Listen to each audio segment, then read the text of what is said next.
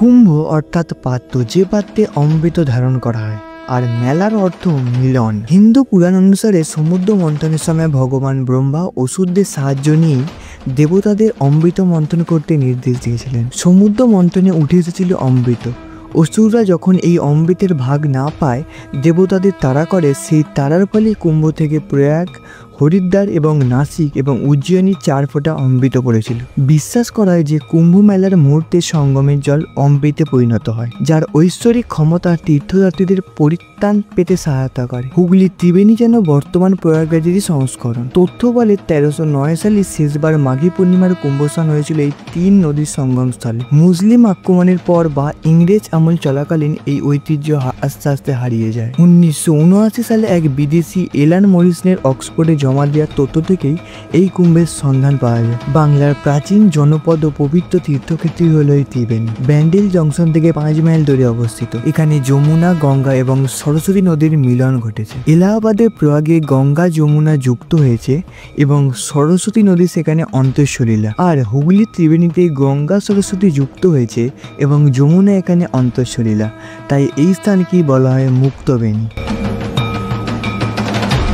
Hello বন্ধুরা, তোমরা সবাই কেমন আছো? নিশ্চয়ই সবাই খুবই ভালো আছে। আজকের তারিখ 12 ফেব্রুয়ারি, আজ হচ্ছে মাঘী পূর্ণিমা।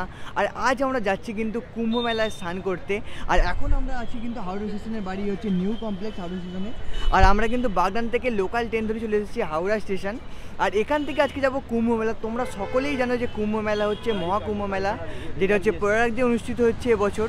আর টোটাল 6টা শাহী স্নান ছিল, তার মধ্যে আজ হচ্ছে 5 নম্বর শাহী স্নান, যেটা হচ্ছে মানে মাঘী পূর্ণিমার। আজকের দিনে কিন্তু আমার প্রয়াগেরই যাওয়ার কথা ছিল, মানে টিকিট ছিল আমার একটা বাইরের সমস্যার কারণে 10 তারিখে টিকিট ছিল রাত্রিবেলা, সেই ট্রেনের টিকিট ক্যান্সেল হয়। যেহেতু বাড়িতে ছিলাম, হঠাৎ করে মাথায় প্ল্যান এলো বাংলাতে তো কুম্ভ মেলা হয়, তাহলে সেখানে কেন যাওয়া যায় না। যেহেতু বাড়ির কাছে, মানে যেহেতু হুগলি ডিস্ট্রিক্টের মধ্যে, তাই এখন চলে এসেছি হাওড়া স্টেশনে। আর বাংলার কুম্ভ মেলা প্রায় কিন্তু অনেক বছরই বন্ধ ছিল, প্রায় 700 বছরের উপরে মেলা কিন্তু বন্ধ ছিল। আর আজ আমরা কিন্তু যাবো বাংলার কুম্ভ মেলা, যেটা হচ্ছে 2022 সাল থেকে আবার কিন্তু মেলাটা কি চালু হয়েছে। আর এই মেলা কিন্তু টোটাল 3 দিন ধরে হয়। মাঘী পূর্ণিমার আগের দিন, মাঘী পূর্ণিমার আর পরের দিন, টোটাল 3 দিন। আর এবারে পড়েছে 11, 12, 13, আজ হচ্ছে 12 ফেব্রুয়ারি। আর আজ আমরা কিন্তু ওখানেই যাব। মেলাটি হয় কিন্তু হুগলি ডিস্ট্রিক্টের ত্রিবেণী অবধি যাবো। এখান থেকে আমরা কাটোয়া লোকাল ধরেই যাব। আর কাটোয়া লোকাল আছে 12:10 নাগাদ, ওই ট্রেন ধরে কিন্তু মানে ত্রিবেণী অবধি যাবো। আর ওখানে যে স্নান করব। আর বাংলার কুম্ভ মেলারও ইতিহাস তোমাদের জানাবো। আর বেসিক্যালি কিন্তু কুম্ভ মেলা সম্পর্কে তোমরা যদি জানো, যেটা মিনিমাম 4 জায়গায় কুম্ভ মেলা হয়, প্রয়াগরাজ, হরিদ্বার, নাসিক আর হচ্ছে উজ্জয়ন। আর এই বাংলার কথা কিন্তু কোনো জায়গায় তোমরা উল্লেখ পাবে না। যদি নির্দিষ্টভাবে সার্চ করো যে বাংলার কুম্ভ মেলা, তবে কিন্তু এই ডিটেলস তোমরা পাবে। আর আজকে আমরা কিন্তু যেতে চলেছি বাংলার কুম্ভ মেলা। চলো যাবো, সমস্ত ইনফরমেশন তোমাদের এই ভিডিওতে থাকছে। চলো এখন ট্রেন আসে, এখন ঘড়িতে বাজে ওই 11টার মতো। এখন 1 ঘন্টা ওয়েট করতে হবে, 12:10 নাগাদ ট্রেন আছে। চলো স্টেশনের ভিতরে ঢুকে। আজকে কিন্তু আমার সঙ্গে দিদিও যাবে, দিদিও সামনেই আছে। আর আমরা ছিলাম নিউ কমপ্লেক্সের বাইরে, আমরা এখন চলে এসেছি ওই কমপ্লেক্সের মধ্যে। এখন অ্যানাউন্স হয়ে গেছে 3 নম্বর প্ল্যাটফর্মে হাওড়া কাটোয়া লোকাল দিচ্ছে, যেটা হচ্ছে 12:10-এ ছাড়বে। আর এই হচ্ছে দিদি, তোমাদের বললাম দিদি এসছে আমার সাথে আজকে। আর এখান থেকে কিন্তু আমরা যাবো, নামবো যে ত্রিবেণী পর্যন্ত। ত্রিবেণী পর্যন্ত আমাদের কিন্তু কভার টোটাল 18টি স্টেশন। আর এই ট্রেনটা কিন্তু কাটোয়া অবধি যাবে। ট্রেন কিন্তু আমাদের দিয়ে দিয়েছে হাওড়া কাটোয়া লোকাল, ট্রেন ঢুকছে।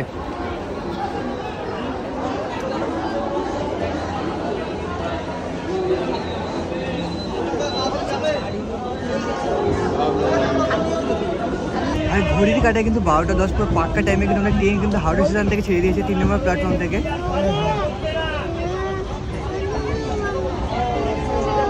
আর এখন কিন্তু হাওড়া স্টেশন ছেড়ে বেরোচ্ছি আমরা।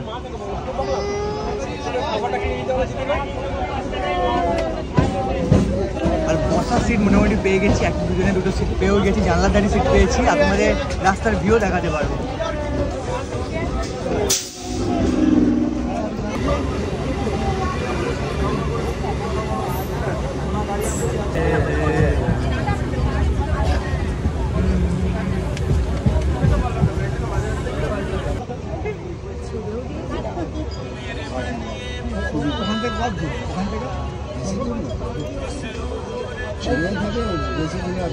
কিন্তু আমরা নেই, প্রচুর প্যাসেঞ্জার আছে, কেন ত্রিবেণী নামছে। ট্রেনের ভিড়টা দেখো না, আবার প্রচুর প্যাসেঞ্জার আজকে স্নান করতে এসছে, মানে প্রচুর মানুষ। আর ফাইনালি আমরা নেমে পড়েছি ত্রিবেণী স্টেশনে। হাওড়া থেকে আসতে প্রায় 1 ঘন্টা 20-25 মিনিট মতো সময় লেগে গেছে 8টা স্টেশন বেরাতে। আর এই হচ্ছে ত্রিবেণী স্টেশনের ভিড় দেখো। আর প্রচুর মানুষ এসেছে স্নান করতে আজকে সকাল, যাদের সকালে স্নান হয়ে গেছে তারা এখন ট্রেনে উঠছে মানে ঘর যাওয়ার জন্য। আর আমরা এখন এলাম, এখন স্নান করতে যাব। আর এখান থেকে বেরিয়ে হয়তো টোটো ফোটো ধরতে হবে। চলো বাইরে যাই, বাকি কথা হচ্ছে তোমাদের সাথে।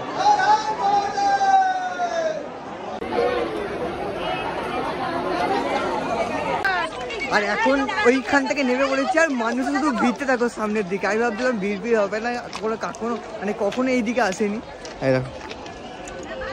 শুধু ভিড় দেখো সামনে, এটার পেছনে লোকজন আছে দেখো, কত স্টেশন থেকে লোক নামছে। স্টেশন থেকে বেরিয়ে কিন্তু টোটোতে উঠে পড়েছি। টোটোতে কিন্তু 10 টাকা করে ভাড়া নিচ্ছে, তোমরা কিন্তু টোটোতে উঠে পড়ো।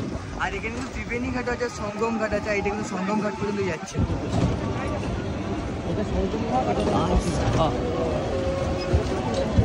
এখানে কিন্তু টোটাল 2টো ঘাট, এক হচ্ছে সঙ্গম ঘাট, হচ্ছে সপ্তর্ষি ঘাট। আর মেলাটা কিন্তু হচ্ছে সপ্তর্ষি ঘাটের এখানে।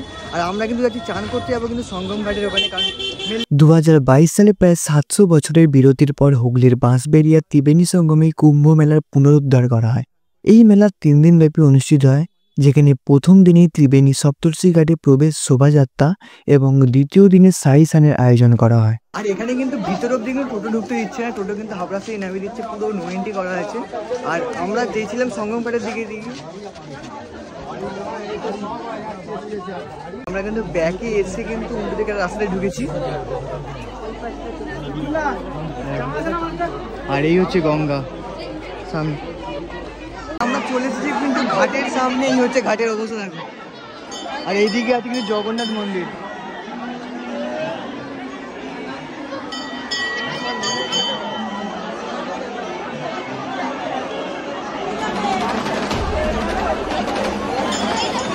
আর সবাই স্নান করে উঠছে সেই লেভেলের, সেই লেভেলের।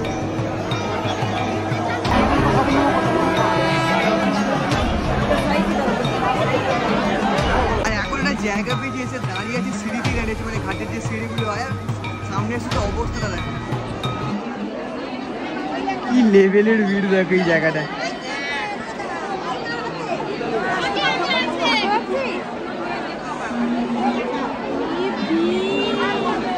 আমরা আছি এখন সঙ্গম ঘাটের এই পাশে আছে শ্মশান ঘাট। আর ওই পেছন দিকে কিন্তু যে রাস্তা দিয়ে দেখালাম ওখানে কিন্তু সপ্তর্ষি ঘাট। এখানে কিন্তু চারিপাশে যদি গঙ্গার জল তোমরা নিয়ে যেতে চাও, ড্রাম বিক্রি হচ্ছে প্রচুর জায়গায়। ড্রাম এখান থেকে তোমরা এসে কিনে তারপর জল ভরে তোমরা নিয়ে যেতে পারো।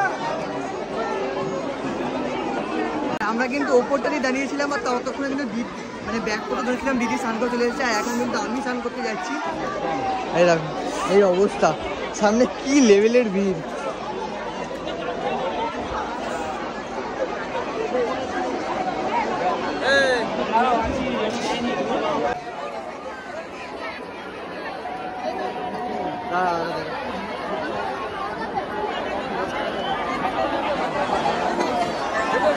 আর এই গঙ্গায় কিন্তু উল্টো দিকে মানুষের মিলে স্নান করছে, ওই পারে, ওই যে ওই দূরে, এই দেখো ওই দূরেও কিন্তু স্নান করছে মানুষজন।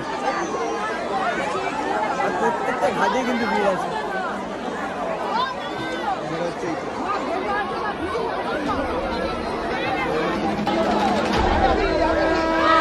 আরে কোথায় আছো?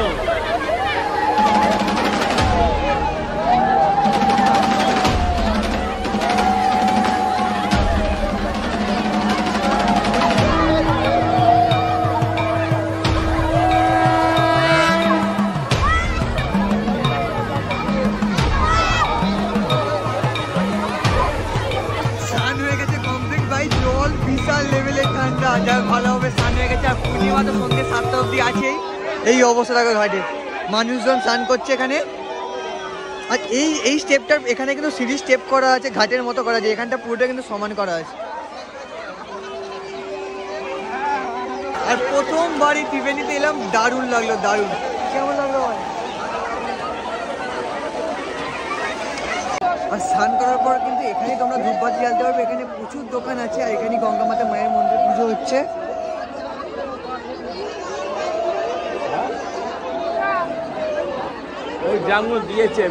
আর পিছনে হচ্ছে ঘাট। আর ঘাট থেকে উঠিয়ে নিয়ে এখানে আছে কিন্তু হরিহর মন্দির।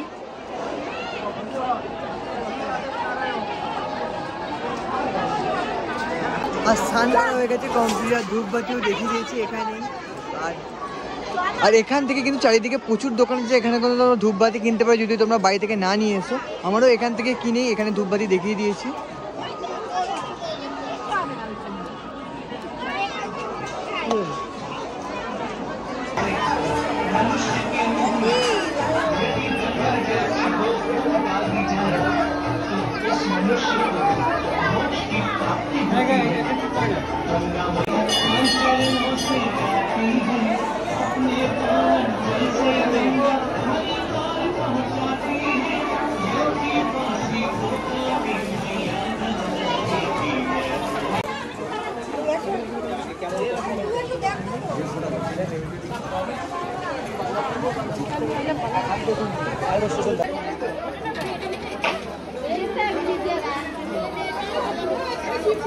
আর এখানে দেখো বড় করে লেখা আছে ত্রিবেণী কুম্ভস্নান মহোৎসব স্থান ত্রিবেণী সঙ্গম 11 এবং 12 এবং 13 ফেব্রুয়ারি।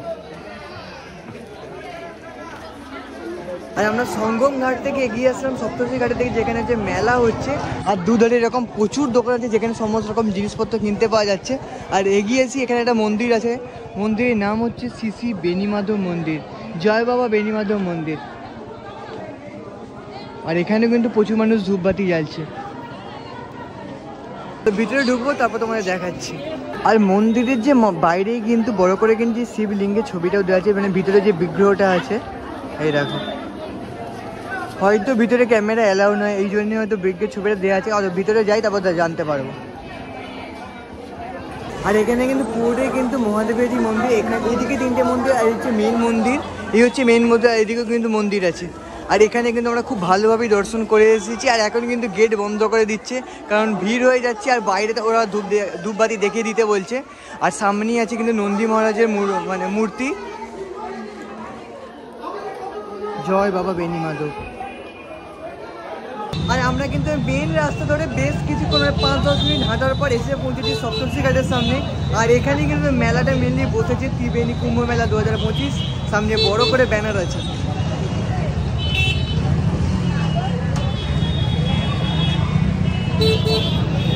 আর এই সাইডে কিন্তু মেলা ফেলা বসেছে। মেলাটা কিন্তু বেশ দূরে, আমরা কিন্তু অনেকটা রাস্তা ধরে কিন্তু হেঁটে চলেছি। আর প্রচুর মানুষের ভিড়, লাখো লাখো মানুষ তো আছে, কারণ 2 দিনের মেলা, 3 দিনের মেলা, প্রচুর ভিড় হচ্ছে, প্রচুর ভিড়। এটাকে এই অবস্থা এখন। আর সামনের দিকে আরো এগোতে হবে। আর চারিদিকে নানা রকমের দোকান হচ্ছে, নানা রকমের দোকান, খাবার দোকান, জিনিসপত্র, নানা রকমের জিনিসপত্র বিক্রি হচ্ছে।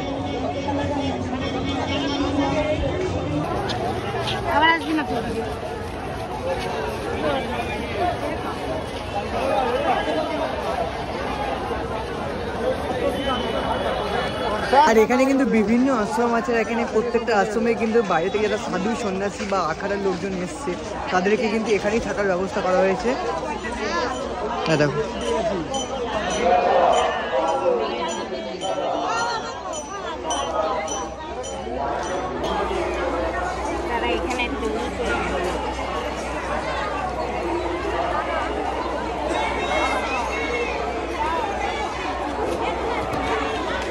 আর এই সপ্তর্ষি ঘাটে কিন্তু প্রচুর মানুষজন স্নান করছে। এখনো কিন্তু বিশাল পরিমাণে লাইন আছে। যেদিকে আমরা গেছিলাম আশ্রমে দেখতে, প্রচুর লোক লাইন, মানে প্রচুর মানুষজন লাইনে দাঁড়িয়ে আছে স্নান করার জন্য। এখনো কিন্তু অনেক মানুষ স্নান করা কিন্তু বাকি আছে। আমরা এখন কিন্তু গঙ্গার পাড়ের দিকে এগোচ্ছি। বিভিন্ন স্বেচ্ছাসেবী সংস্থা এখানে ভান্ডারের ব্যবস্থা করেছেন। আর এখানে কিন্তু প্রচুর জায়গায় কিন্তু ফ্রি ভান্ডারা বসেছে। এখান থেকে তোমরা খেতে পারো, বা প্রচুর দোকানপাট আছে সেখান থেকে তোমরা খাবার কিনে খেতে পারো। আমরা কিন্তু এখানেও পেয়ে গেছি মথুরা কেক। আর আমরা কিন্তু উলুবেড়িয়া রাসগোল্লা কিন্তু মথুরা কেক খাওয়া হয়। এই রাখো, পার পিস 10 টাকা করে নিয়ে নিয়েছি আমরা। আর তোমরা তো নিশ্চয়ই জানো সমস্ত বড় বড় তীর্থস্থানে কিন্তু ভান্ডারা বসে। আর এখানেও কিন্তু প্রচুর ভান্ডারা বসেছে। আর এখানে কিন্তু একটা জায়গায় খিচুড়িও দিচ্ছে, আমরা খিচুড়িও নিয়ে নিয়েছি। এরকম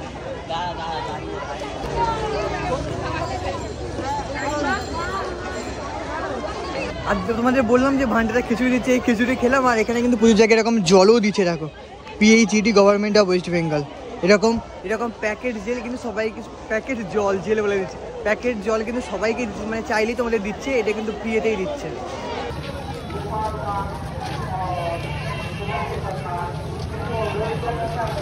মেলা থেকে কিন্তু আমরা অনেকটা রাস্তা হেঁটে কিন্তু এগিয়ে এসেছি। আর পুরো সমস্ত শেষে কিন্তু আছে সাধু সন্ন্যাসীরা, এই হচ্ছে এখানেই আছে বঙ্গীয় ত্রিবেণী কুম্ভসার মহোৎসব। এর ভিতরে কিন্তু সাধু সন্ন্যাসী বা আখড়া থেকে যারা এসেছে এখানে আছে। তাহলে ভিতরে ঢুকবো, আমিও দেখবো, তোমাদেরও দেখাবো।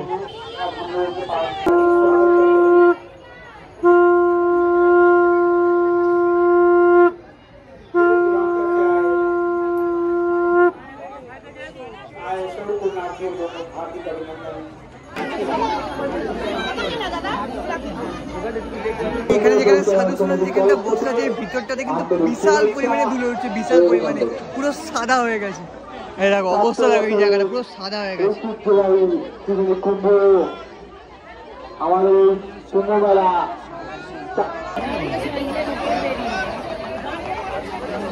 उनसे अगर उनकी आवाज वहां तक पहुंच रही है तो मैं उनसे अनुरोध करता हूं कि वो আর যেখানে সাধু সন্ন্যাসীরা ছিল ওখান থেকে কিন্তু বেরিয়ে চলেছি। ওখানে বেশিক্ষণ ভিডিও করিনি, বুঝতেই পারছি কেন ভিডিও করিনি।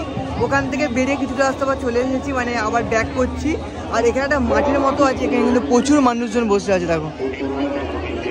আর সানসেট হওয়ার সময় হয়ে এসেছে। আর এখানেও কিন্তু ভান্ডারা বসেছে, এখানে তোমরা ডাক্তারও দেখাতে পারো, মানে প্রাথমিক চিকিৎসালয়, প্রাথমিক স্বাস্থ্য কেন্দ্র। এখানেও কিন্তু খিচুড়ি দিচ্ছে। আর এখানে কিন্তু বায়ো টয়লেটের ব্যবস্থা করা আছে, এইদিকে কিন্তু বায়ো টয়লেটের অনেক ব্যবস্থা করা আছে। মানে এখানে সব রকম কিন্তু পরিষেবা দেওয়া হচ্ছে, মানে অ্যাম্বুলেন্স বড়, পুলিশ প্রশাসন সমস্ত কিছু তৎপর আছে, সমস্ত কিছু। আর যেহেতু আমাদের বাড়ি অনেকটাই দূরে, এখান থেকে কিন্তু এক্ষুনি বেরিয়ে যাবো। সামনে থেকে অনেকটা পরিমাণে রাস্তা হাঁটতে হবে, তারপরে কিন্তু বাইরে বেরোবো, স্টেশনের দিকে যাব। আর এখানে কিন্তু আজ যেহেতু এখানে মানে এই 3 দিনের মধ্যে আজকে হচ্ছে সাইসান, আজ কিন্তু সন্ধ্যাবেলা একটা অনুষ্ঠান হচ্ছে, 10,000 কিন্তু প্রদীপ জ্বলবে। থাকলে তোমরা দেখাতে পারতাম, কিন্তু যেহেতু আমাদের বাড়ি অনেকটা দূরে বেরিয়ে যেতে হবে শেয়ার করার, তো ওখানেই লেখা ছিল কিন্তু 10,000 প্রদীপ কিন্তু জ্বালা হবে আজ সন্ধ্যাবেলা।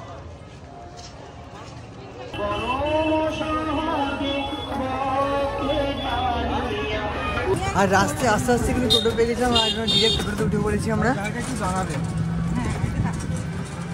কারণ এরপরে টোটো পাবো কিনা সন্দেহ আছে, প্রচুর ভিড়। আর আমরা কিন্তু টোটোতে করে নেবে স্টেশনে কিন্তু টিকিটও কাটা হয়ে গেছে। আর ট্রেন কিন্তু আসছে, ট্রেন আসতে আর মাত্র 15 মিনিট বাকি আছে, 5টার মতো বাজে।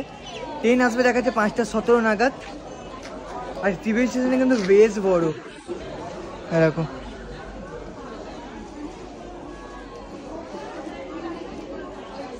আর এই প্রথমবার ত্রিবেণীতে এলাম, আর প্রয়াগরাজ্য যেতে পারিনি, সেইটা তো একটা দুঃখ আছে। কিন্তু এখানে এসে কিন্তু বেশ দারুণ লাগলো, বেশ ভালো লাগলো।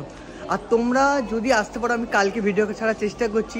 আর যারা অলরেডি জানতে পেরে গেছো বা আমি ইনস্টাগ্রামে স্টোরি দিয়েছি, ইনস্টাগ্রাম হ্যান্ডেলের নাম explores.dibyendu, আর একটা আছে দিব্যেন্দু দাস ব্লগস। ডেসক্রিপশন বক্সে আমি লিঙ্ক দিয়ে রাখলাম, সেখান থেকে গিয়ে ফলো করে নিতে পারো। চলো ট্রেন আসুক, বাকি কথা হচ্ছে। আর তোমাদের কীরকম লাগলো পুরো ভিডিওটা আমাকে কিন্তু সেটা কমেন্ট করে জানিয়ে যেতে পারো। আর এরকম বড় বড় কোথায় কি মেলা হচ্ছে সেটা কিন্তু আমাকে কমেন্ট করে জানাতে পারো, বা ইনস্টাগ্রামে মেসেজ করতে পারো। তাহলে আমি সেখানে গিয়ে ব্লগ বানানোর, ভিডিও বানানোর চেষ্টা করব। ফাইনালি বেশ কিছুক্ষণ দাঁড়ানোর পর আমাদের ট্রেন আসছে, হাওড়া যাওয়ার ট্রেন ঢুকে গেছে।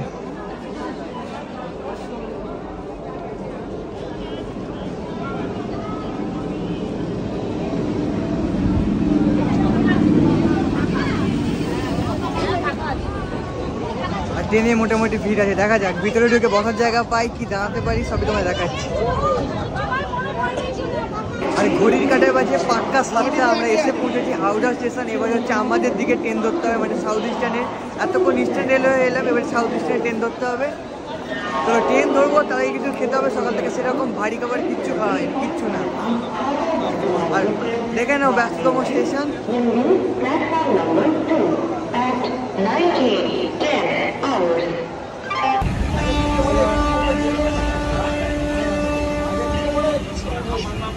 আর নেমে পড়েছি বাগনানে, এখন 9:30 মতো বাজে, বাড়ি যাবো। আর আজকে ভিডিওটা আমি এখানেই শেষ করছি, দেখা হচ্ছে খুব তাড়াতাড়ি তোমাদের সঙ্গে নেক্সট ভিডিওতে। আর ইনস্টাগ্রামে ফলো করে দিতে পারো, ডিসক্রিপশনে আমি লিঙ্ক দিয়ে রাখলাম, আর স্ক্রিনে হয়তো শো হচ্ছে। আর কেমন লাগলো এই ভিডিওটা, দারুণ লাগলো কিনা সেটা আমাকে কমেন্ট করে জানাতে পারো। আমি বলে দিলাম দারুণ লাগলো কিনা। যাই হোক, যদি ভালো লাগে অবশ্যই কমেন্ট করে জানাতে পারো। ভিডিওটা এখানে নেক্সট ভিডিওতে, চলো বাই।